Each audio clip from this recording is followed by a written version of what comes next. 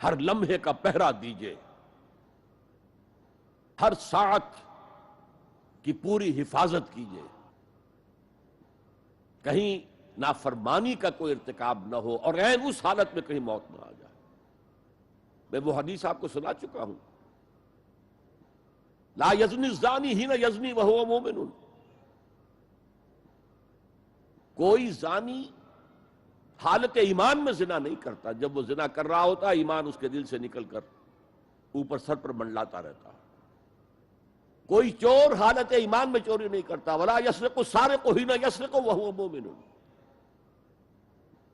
کوئی شرابی حالت ایمان میں شراب نہیں پی سکتا، ولا یشرب الخمر حین یشرب وہو مومن۔ اگر ایمان بھی ہو دل میں اور یہ حرکات بھی ہو رہی ہو تو وہ ایمان 2 پیسے کا نہیں، 2 ٹکے کا نہیں، کیا اس ایمان کی قیمت ہے؟ کیا قدر و قیمت ہے اس کی؟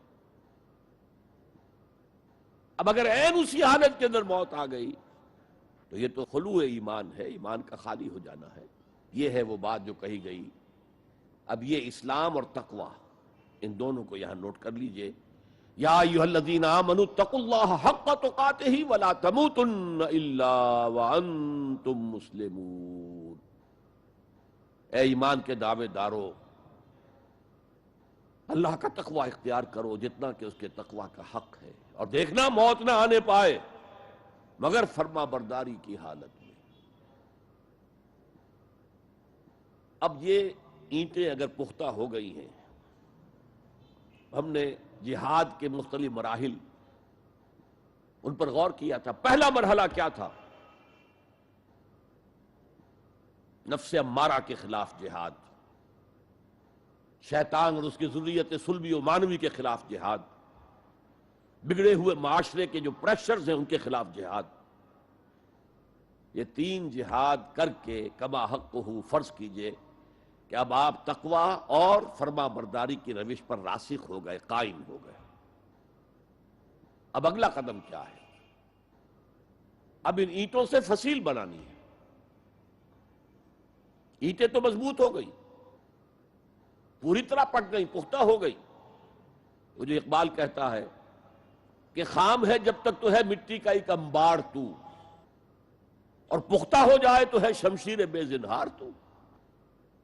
اور جس سے اکبر الہ آبادی نے بھی کہا ہے، اس سے بھی بہتر انداز میں کہا ہے، تو خاک میں مل اور آگ میں جل، جب خشت بنے تب کام چلے، ان خام دلوں کے عنصر پر بنیاد نہ رکھ، تعمیر نہ کر۔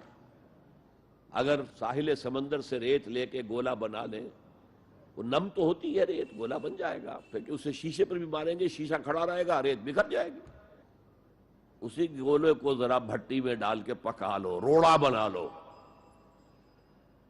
تو خاک میں مل اور آگ میں جل، جب خشت بنے، جب اینٹ بنو گے تب کام چلے۔ اب اگر اسے مارو گے تو کوئی نتیجہ تو برآمد ہوگا کہ نہیں؟ تو یہ پختہ افراد کی شخصیت کو پختہ کرنا، جو ہے کہ اجتماعی اس کو نظر انداز کرتی ہے، جیسا کہ میں نے عرض کیا تھا، پہلی منزل تعمیر نہیں کی، دوسری کے اوپر چڑھانا ہو گئے، دوسری ہے نہیں، تیسری جو ہے وہ ہوا کے اندر اس کی تعمیر ہو رہی ہے۔ ہماری بہت سی ناکامیوں کا اصل سبب یہ ہے۔ حضور نے پہلے افراد کو تیار کیا ہے، افراد کے ہاتھوں میں ہے اقوام کی تقدیر، ہر فرد ہے ملت کے مقدر کا ستارہ، اور ہر ہیئت اجتماعی یا کوئی تنظیم ہو، کوئی جماعت ہو جو اسلام کی سربلندی کے لیے کام کرنا چاہیے، اسے سب سے پہلے پختہ کردار والے افراد تیار کرنے ہوں گے۔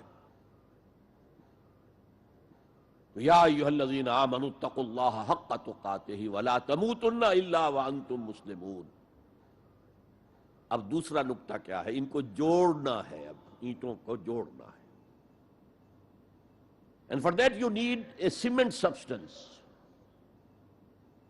پچھلے زمانے میں چونا وغیرہ ہوتا تھا، چونے سے جوڑا جاتا تھا، آج کل سیمنٹ ہے۔ اگر یہ سیمنٹ سبسٹنس مضبوط ہے تو یہ فصیل اور دیوار مضبوط ہے، اگر یہ نہیں ہے تو چاہے اینٹیں پختہ ہوں تب بھی سیلاب کا ریلا آئے گا، بہا کے لے جائے گا۔ اینٹوں کی پختگی کے ساتھ ساتھ ان کو جوڑنے والا مارٹر جو ہے اس کو بھی مضبوط ہونا چاہیے. اس لیے دوسرا نقطہ یہ سہ نکاتی لائحہ عمل، 3 نکاتی لائحہ عمل. پہلا تقوی اختیار کرو اور اللہ تعالیٰ کی پوری فرما برداری اختیار کرو. کوئی لمحہ تمہارا نافرمانی میں نہ گزرے. اب وَاعْتَصِمُوا بِحَبْلِ اللَّهِ جَمِيعًا وَلَا تَفَرَّقُوا، چمٹ جاؤ اللہ کی رسی کے ساتھ مل جل کر اور تفرقے میں نہ پڑو. اعتصام عصمت سے بنا ہے، عصمت حفاظت کو کہتے ہیں. اعتصام حفاظت حاصل کرنا. جیسے آپ دیکھتے ہیں کہ کسی بچے کو اگر کوئی خوف لاحق ہو جائے، کوئی ڈرائے، وہ آئے گا، دوڑے گا ماں کی گود میں آ کر ماں سے چمٹ جائے گا. وہ یہ سمجھتا ہے اپنے چھوٹے سے ذہن کے مطابق میں قلعے میں آ گیا ہوں.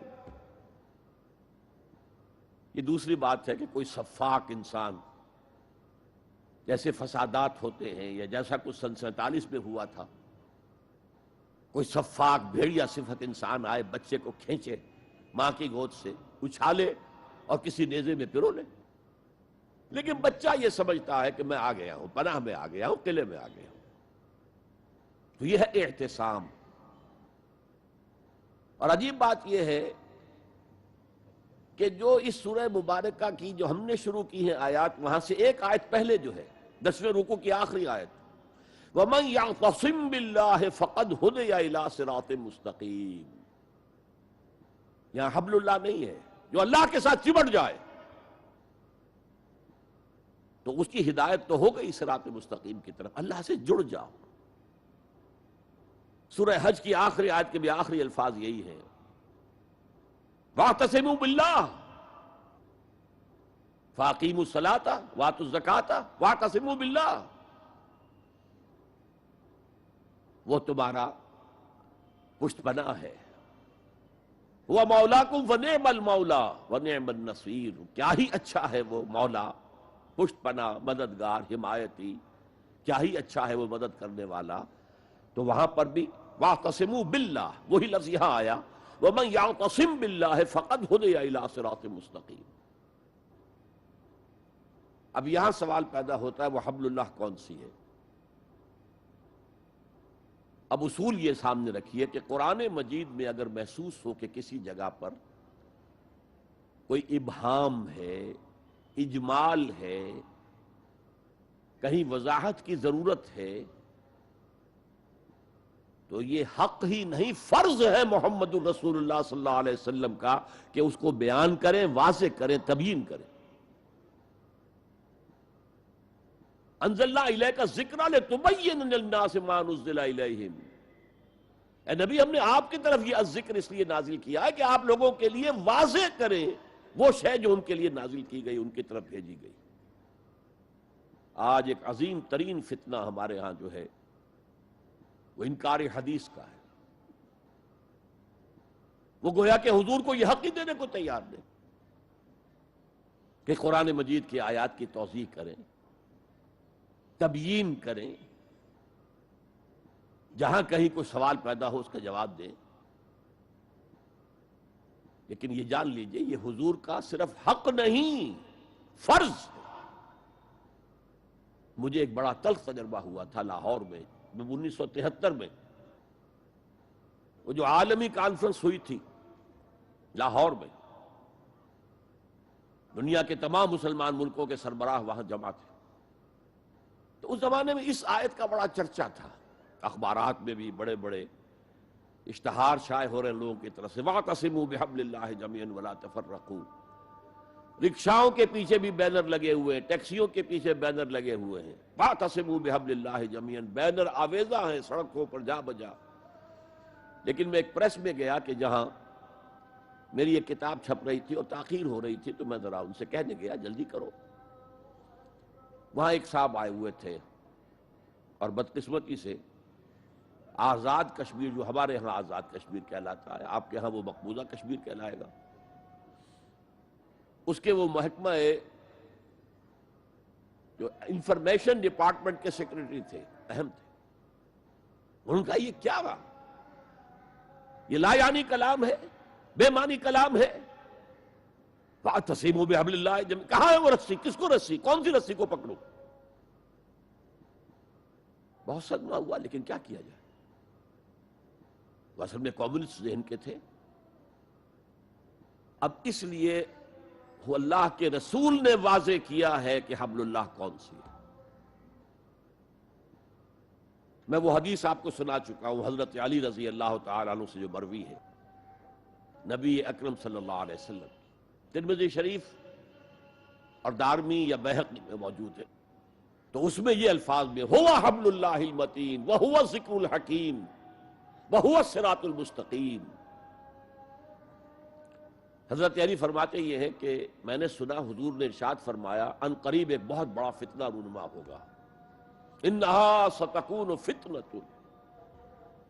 میں نے سوال کیا مل مخرج منہا یا رسول اللہ، اے اللہ کے رسول فرمائیے اس سے نکلنے کا راستہ کون سا ہوگا، مخرج کون سا ہوگا، ایگزٹ کون سا ہوگا؟ یا آپ کے ہالز میں جہاں ایگزٹ لکھا ہوا ہوتا ہے سرخ سی بتیوں کے ساتھ، عرب ممالک میں مخرج لکھتے ہیں اس کو، نکلنے کی جگہ، بھاگنے کی جگہ، اگر کہیں دھواں بھر جائے، کہیں آگ لگ جائے تو بھاگو ان روشنیوں کی طرف، ان دروازوں کی طرف، وہ کھل جائیں گے۔ تو جب حضور نے فرمایا کہ انہا ستکون فتنۃ، تو حضرت علی کہتے میں نے پوچھا بل مخرج منہا یا رسول اللہ، فرمایا کتاب اللہ، فتنوں سے بچانے والی اور فتنوں سے نکالنے والی شے صرف کتاب اللہ ہے۔ فیہ خبر ما قبلکم و نبأ ما بعدکم و حکم ما بینکم، اس میں تم سے پہلے جو اقوام تھی ان کی خبریں موجود ہیں، تمہارے بعد آنے والی جو چیزیں ہیں ان واقعات کا تذکرہ موجود ہے، اور تمہارے درمیان جو اختلافات بھی رونما ہو سکتے ہیں ان سب کا حل موجود ہے۔ وَهُوَ حَبْلُ اللَّهِ الْمَتِينُ وَهُوَ الصِّرَاطُ الْمُسْتَقِيمُ وَهُوَ ذِكْرُ اللَّهِ الْحَكِيمُ، اور یہی تو ہے اللہ کی مضبوط رسی، اور یہی تو ہے الذکر۔ تم نے الذکر نہ معلوم کیا بنا لیے ہیں، کس طرح کے اذکار، سب سے بڑا ذکر الذکر۔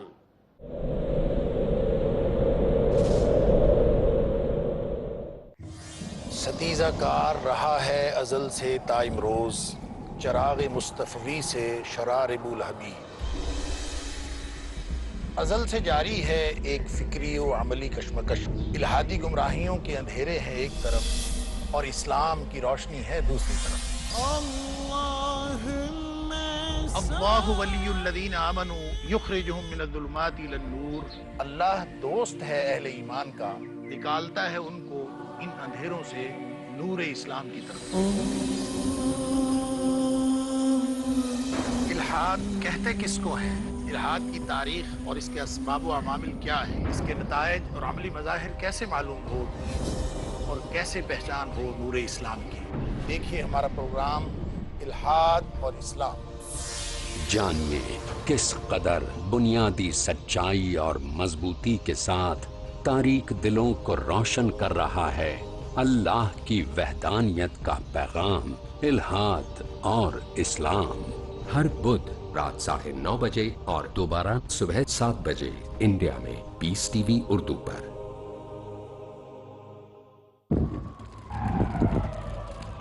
Dialogue, discussion, debate, rebuttal, conclusion. Eliminate misconceptions about religion. Get enlightened. Witness Dr. Zakir Naik in a battle of words in Crossfire. ہر اتوار رات 8:30 بجے اور دوبارہ صبح 8:30 بجے انڈیا میں پیس ٹی وی اردو پر۔ آخرت بھی کامیاب اور زندگانی کامیابی ان کی ہے جو کرتے ہیں دل سے حدیثوں پر عمل۔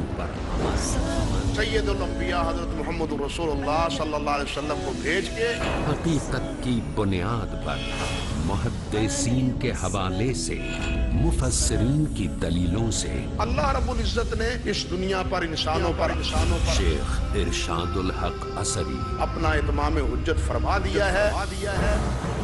سمجھیے رسول اللہ کے اقوال و اعمال کو جن کا سمجھنا علماء کی کوششوں کی وجہ سے ہو گیا ہے آسان اور سلیس، حجیت و اہمیت حدیث۔ اگلا پروگرام پیس ٹی وی اردو پر۔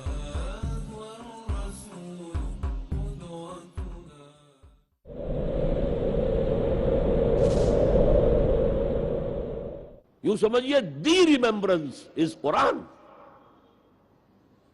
اور یہی صراط المستقیم ہے جس کی تم ہر نماز کی رکعت میں استدعا کرتے ہو، اہدنا الصراط المستقیم. یہ صراط مستقیم ہے تو صحیح. تو حبل اللہ قرآن ہے.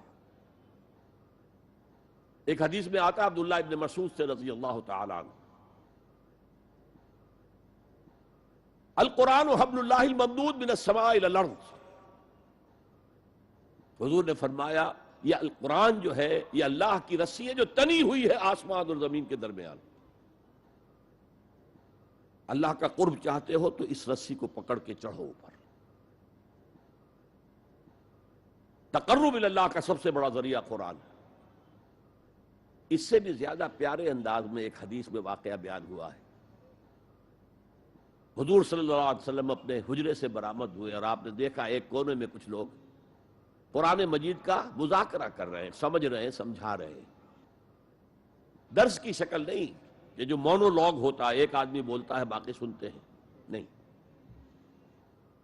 حضور کے چہرے پر بشاشت، خوشی کے، مسرت کے آثار ظاہر ہوئے.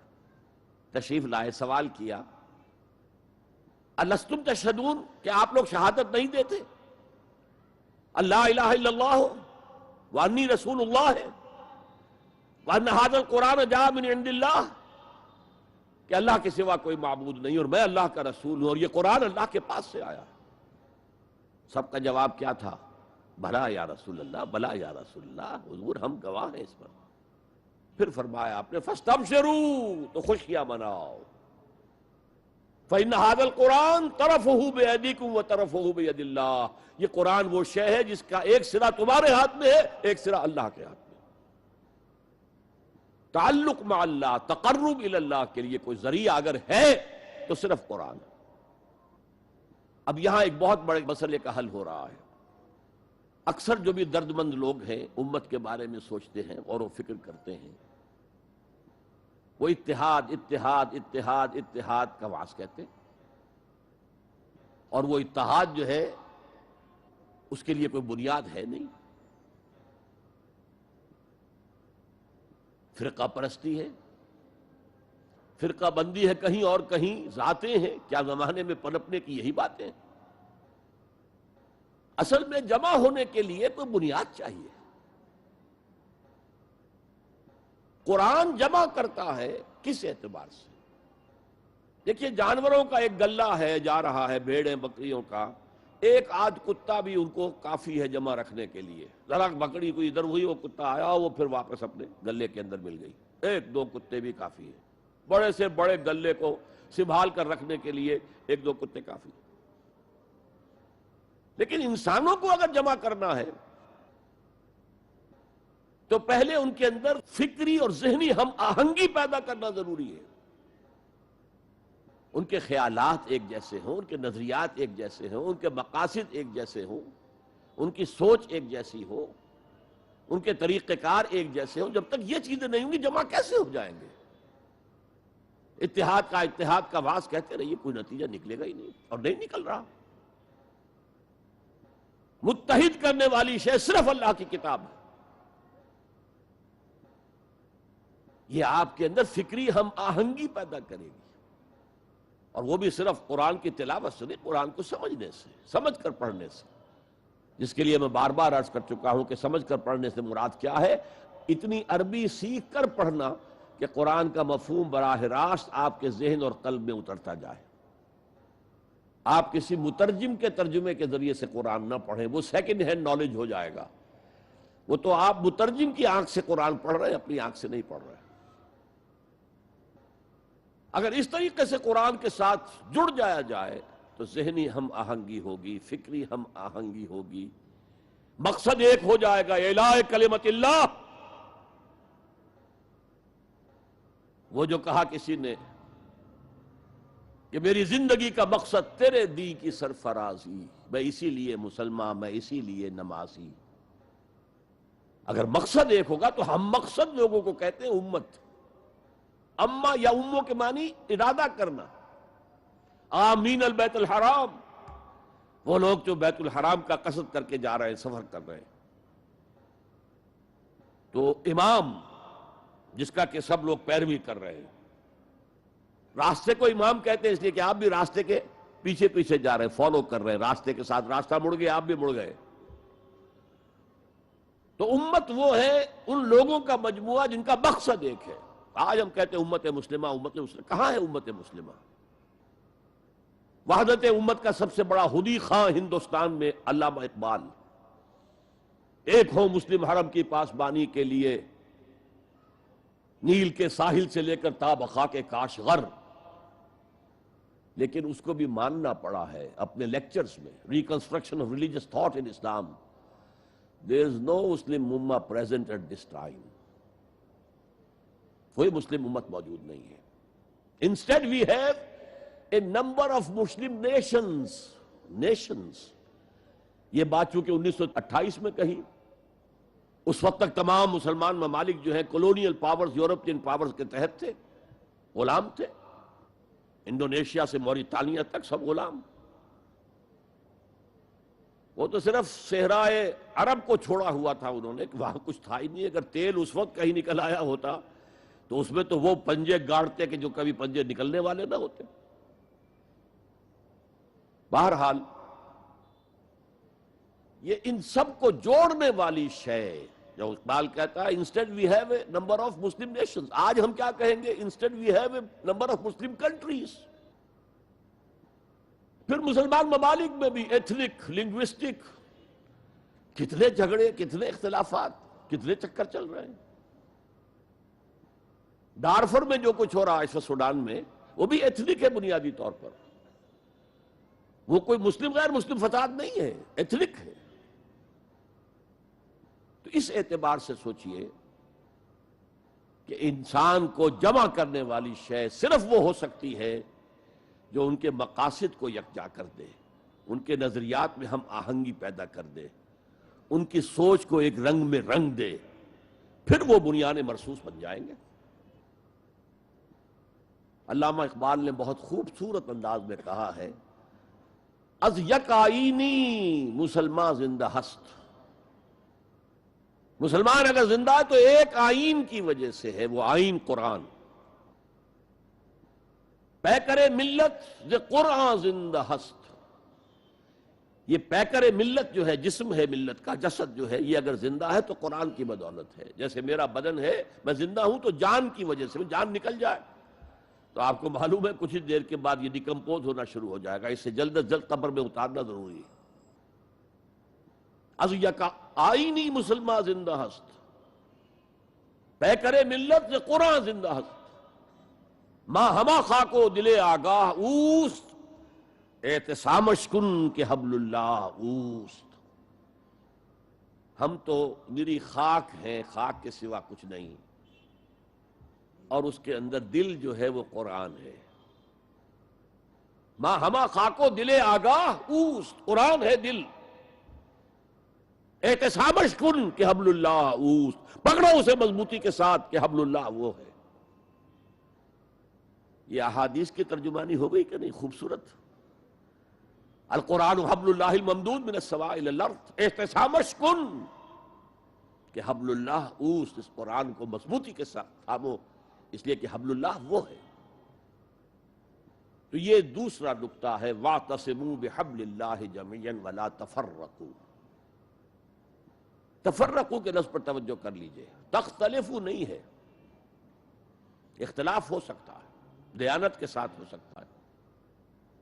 تفرقہ یہ تم اور میں اور. جب اختلاف اس شدت کو پہنچ جائے کہ چھوٹے چھوٹے اختلافات کے اوپر کفر کے فتوے، تم اور ہم اور ہیں، من دیگرم تو دیگری، یہ تفرقہ ہے. اختلاف ہو سکتا ہے. اختلاف امام ابو حنیفہ امام شافعی میں ہوا، ٹھیک ہے، اور امام ابو حنیفہ کے شاگردوں میں ہو رہا ہے. انہوں نے اپنے استاد سے بھی اختلاف کیا، آپس میں بھی اختلاف کیا. لیکن اس اختلاف کو اپنی جگہ پر رکھیے. اختلاف اور ہے اور افتراق اور ہے. افتراق، فرق، تم اور ہو میں اور ہوں، یہ کام غلط ہے. ملت کی ایک وحدت اس کو برقرار رکھتے ہوئے اگر فقہی اختلافات ہیں، مختلف مسائل میں اختلاف ہے، کوئی حرج نہیں ہے. ان اللہ